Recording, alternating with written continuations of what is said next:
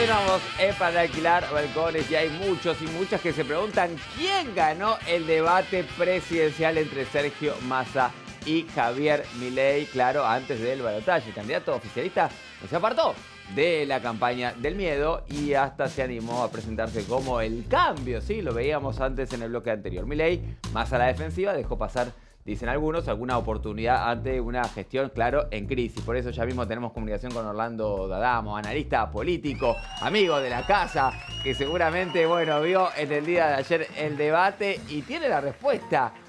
¿Hubo un ganador, Orlando, o no? Por lo menos del debate. Por sí o por no. Sí, yo creo que claramente hubo un ganador que fue Massa. Quizás lo que podamos pensar es que de los objetivos que se debe haber planteado, hubo uno que no alcanzó o muy fugazmente en el primer bloque, que fue el de sacarlo de su equilibrio emocional y hacerlo enojar más de la cuenta a Milei. Pero globalmente sí, se impuso Massa. Y bueno, básicamente se impuso porque la cuestión económica, su performance al frente del Ministerio de Economía no se puso en tela de juicio, o porque, bueno, él además puso propuestas y demás. Digo, él puso una mirada de cara al futuro, ¿no? Sergio Massa, teniendo en cuenta que es presente, ¿no? Y parte también pasado de este gobierno. Realmente muy hábil en ese sentido Massa, ¿no? Digo, que ha hecho una campaña hasta acá perfecta, podríamos decir. Yo diría que la campaña hacia la primera vuelta ha sido impecable, y esta segunda parte que nos lleva a la definición también, creo que ha llevado muy bien el tema de que la economía, que es curiosamente, siendo el ministro de Economía candidato, es su lado débil, ayer no fue aprovechado por Milei. El bloque que uno esperaba, claro, donde Milei iba a arrasar en el de economía, pero sí, ahí fue donde estuvo peor, porque fue donde emocionalmente se desacomodó, que inclusive, no sé qué te habrá pasado a vos, yo dije, uy, si esto empieza así, claro, para el segundo bloque ya va a estar totalmente desenfocado. Pero no, después Milei se reubicó, se entonó, y te diría, como contrapartida, porque tampoco que Milei ganó todas, perdón, que Massa ganó todas, que en el bloque de derechos humanos yo hubiera esperado algo más contundente de Massa sobre Milei, porque ese era el bloque de él. En los dos bloques donde lo esperado era que uno le ganara al otro,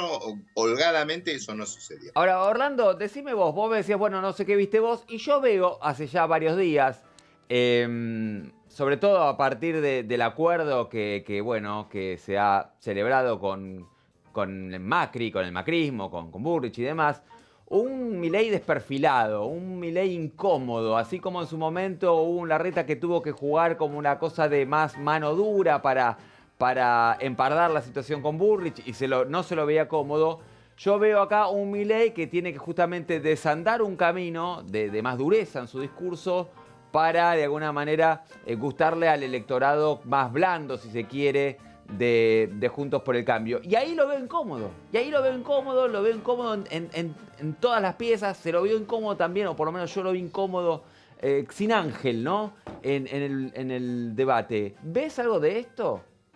Sí, coincido plenamente. ¿Sabés qué pasa? Que cuando lo edulcorás a Milei, es un político más. O sea, el personaje que él construyó, claro, es el que atrajo a ese 30% que es de él y que evidentemente no lo va a perder porque ya lo defendió 2 veces, no una, en las PASO y en la primera vuelta. Pero para llegar al otro por ciento, y que es el que necesita el otro porcentaje para ganar, tiene que cambiar. Y no es un político en este aspecto flexible. Es una persona con una mirada muy sesgada de las cosas, y cuando cambias al personaje, y bueno, ya te quedaste con un político común, con donde te diría que la experiencia de Massa, claro, en el día de ayer se marcó muchos puntos a su favor. Ahora, habrá que ver, ¿no? Porque, y te pregunto, ¿cuánto de esto impactará el domingo? ¿Tienen medido esto o no? ¿Se sabe aproximadamente? Saber qué puede pasar, no. Yo calculo que estarán midiendo en este momento. A ver, hay una diferencia grande, ¿te acordás que lo hablamos cuando analizamos el otro debate? Sí. Que es esta, que al ser un 1 contra 1, lo que suma uno resta el otro, ¿no? Acá fue la pelea por los indecisos. O me lo llevo yo, te lo llevas vos. Entonces esto es diferente a cuando son 5, o 6 o 4, donde se puede haber otros que se lleven, bueno, yo me llevé algunos. Yo creo que Schiaretti, por ejemplo, en el segundo debate se llevó le quitó a los dos. Pero en este caso es difícil saber. Yo diría que si Milei se hubiera realmente perdido el equilibrio emocional, si hubiera puesto a los gritos y a los insultos y todo eso, esto era knockout, y ahí sí teníamos que decir, fue muy mal debate. Creo que fue un mal debate. La cabeza del indeciso es difícil porque va a tener que hacer una elección. Es como si vos vas a comer a un restaurante y con la idea de pasta, porque a vos te gustaba el plato, y no, mira, hoy pasta no tenemos, tenés que elegir entre pollo o pescado. Es como Melconian, fideos con tuco quería. Claro. Entonces, es difícil saber qué es lo que finalmente va a terminar decidiéndolo. Yo creo que va a ser apretado esto. Y va a haber mucha tensión todo el día domingo. Hoy tuvo un buen dato, Massa, que es increíble lo que estamos diciendo, pero 8-4 o 8-2, ahora no recuerdo, pero es increíble que estemos diciendo es un buen dato, pero es un buen dato porque es más baja que la inflación anterior, o sea que entiendo que respira en ese marco, por lo menos demostrar... Un mal dato, un mal dato lo mataba. Claro, digo, en ese sendero de una inflación a la baja, por lo menos mostrar eso, después veremos. Ahora, te quiero preguntar lo siguiente. Supongamos, ¿no? Digo, porque tuvo un buen dato en la inflación, porque le fue bien en la inflación, porque le fue bien en el debate. Decía, supongamos que Massa termina siendo el presidente. ¿Qué futuro le espera a Javier Milei? Se ríe Orlando. No, ¿por qué te pregunto esto? Porque yo creo, pero vos sos el especialista y por eso te quiero preguntar, que si Milei no transaba, no perdía como esto que venía siendo su perfil, su marca personal, su discurso duro, su cosa de outsider, de diferente al político tradicional, tenía eventualmente futuro político. Después veremos si pasa o no. Pero acá yo creo que se desdibuja y termina siendo uno más. Si finalmente Massa es el ganador, ¿vos le ves algún futuro político a Milei o ya quedó debajo, digamos, de un armado de Macri y bueno, se perdió de alguna manera? Yo creo que su momento, el momento donde el ser anticasta y que se vayan todos, era este. Era este. El envión de ese mensaje era este.